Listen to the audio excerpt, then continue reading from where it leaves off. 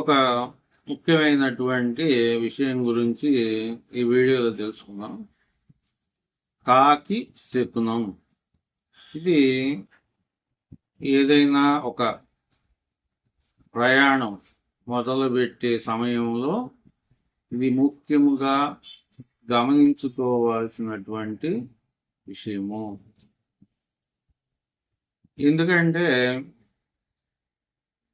ఈ యొక్క కాకి అనేది శనీశ్వరుని యొక్క వాహనము. ఆయన యొక్క వాహనం కాబట్టి దీనికి చాలా ప్రాముఖ్యత అనేది శకున శాస్త్రంలో కల్పించబడినది. మీరు ప్రయాణమై బయలుదేరినప్పుడు ఏదైనా ఒక కాకి కుడి వైపు నుంచి ఎడమ వైపుకు అంటే ఇట్లా ఇట్లా వెళ్ళిందనుకోండి, అది చాలా మంచి శకునం.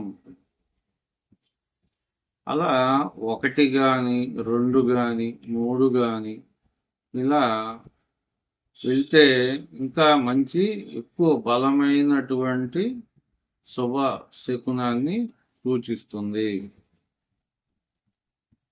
అలాగే కుడివైపు నుంచి ఎడమ వైపుకు వెళ్ళి మరలా ఎడమ వైపు నుంచి కుడివైపుకు వస్తే అది మంచి శకునం కాదు. అంటే ఇటు కుడివైపు నుంచి ఇటు ఎడమకి వెళ్ళి మళ్ళీ ఎడమ వైపు నుంచి మళ్ళీ ఇటు కుడివైపుకి వచ్చింది అనుకోండి, అది సరైనటువంటి మంచి శకునం కాదు. అలాగే ఎడమ వైపు నుంచి కుడివైపుకి వెళ్ళిందనుకోండి, అది కూడా శుభ శకునం కాదు. అనేక విఘ్నాలు వ్యయ ప్రయాసాలు కలుగుతాయి. అంటే ఎడమ వైపు నుంచి బయలుదేరి కుడివైపుకి వెళ్ళి ఆగిపోతుంది, అది బ్యాడ్ వ్యతిరేకమైనటువంటి శకునాన్ని సూచిస్తుంది అన్నమాట. అట్లాగే కుడివైపు నుంచి ఎడమవైపుకి, ఎడమవైపు నుంచి కుడివైపుకి, మళ్ళీ కుడివైపు నుంచి ఎడమవైపుకి, ఎడమవైపు నుంచి కుడి, ఇట్లా అటు ఇటు అటు ఇటు తిరుగుతూ ఉందనుకోండి, అది అట్లా మంచి శకునాన్ని సూచిస్తుంది. ఒక ఊరిలోకి కానీ ఒక ఇంటిలోకి కానీ వెళ్ళేటప్పుడు ఎడమ వైపు నుంచి కుడివైపుకి వెళ్తే అది చాలా మంచి శకునాన్ని సూచిస్తుంది. ఇంకొకటి ఏమిటంటే కాకి తల మీద వాలిందనుకో, అది ఏమాత్రం సరైనటువంటి శకునం కాదు. అనవసరమైనటువంటి విరోధాలు, ఇతరులతో కలహాలు జరుగుతాయి. అది ఎక్కడికైనా బయలుదేరేటప్పుడైనా వర్తిస్తుంది ఈ విషయం, లేదు మామూలుగా ఉన్నప్పుడైనా ఇలా జరిగితే వర్తిస్తుంది. అట్లాగే మనిషి యొక్క ఈ ఈ భాగం మీద కనుక కాకి రెక్కలతో కొట్టడం కానీ తన్నడం కానీ కాళ్ళతోటి ఇట్లా ఏదన్నా జరిగినా కూడా అది చాలా ఇబ్బందికరమైనటువంటి ఫలితాలని కలిగిస్తుంది. అంటే ముఖ్యంగా ఆర్థికంగా చాలా ఇబ్బందుల పాలు చేస్తుందని అర్థం.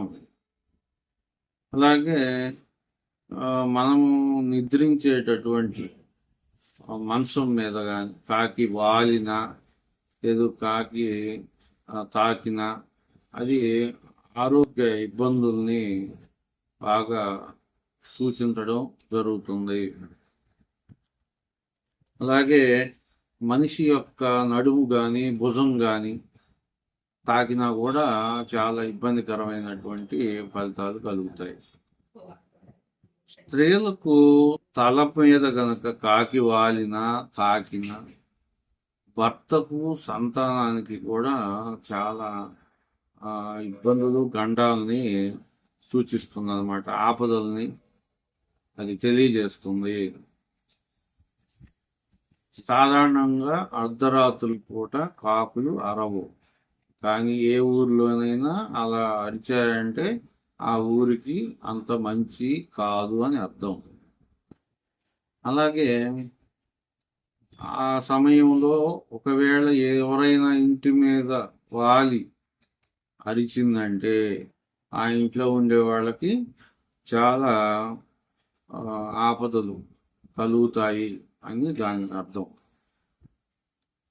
అట్లాగే ఇంకొకటి ఏంటంటే,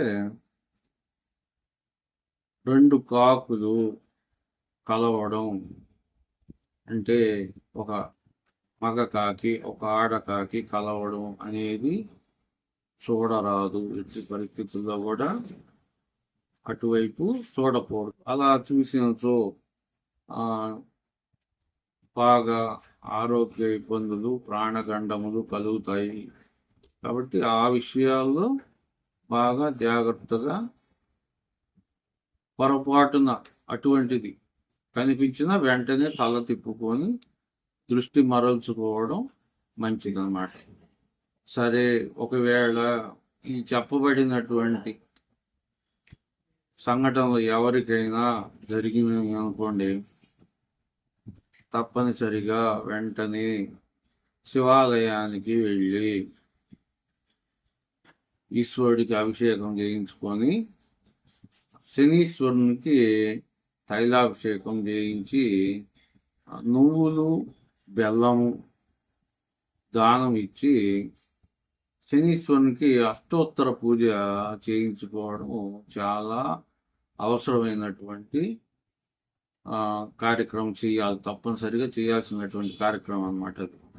దాని వలన ఆ దోషము వలన కలిగినటువంటి ఇబ్బందులు అనేవి కొంతవరకు తగ్గిపోయి ఆ యొక్క వ్యక్తులకు కొంత మంచి జరగడానికి అవకాశం ఉంటుంది. అలాగే ఆ యొక్క దోషం అనేది శాంతించడం జరుగుతుంది. ఈ విధంగా ఏదైనా ప్రయాణం మొదలుపెట్టి బయలుదేరే సమయంలో కానీ, లేదు ఏదైనా ఇంటిలో కానీ ఊర్లో కానీ ప్రవహించే టైంలో కానీ, లేదు మామూలుగా ఉన్న సమయంలో కానీ ఈ కాకి యొక్క శకునాన్ని ఏదైనా జరిగినచో చెప్పబడిన విధానాల్లో ఏదైనా ఒక విధానం జరిగితే దాన్ని అశ్రద్ధ చేయకుండా ఈ చెప్పినటువంటి శాంతి కార్యక్రమం అనేది చేయించుకోవడం చాలా మంచిది. తదుపరి మరొక వీడియోలో కలుద్దాం.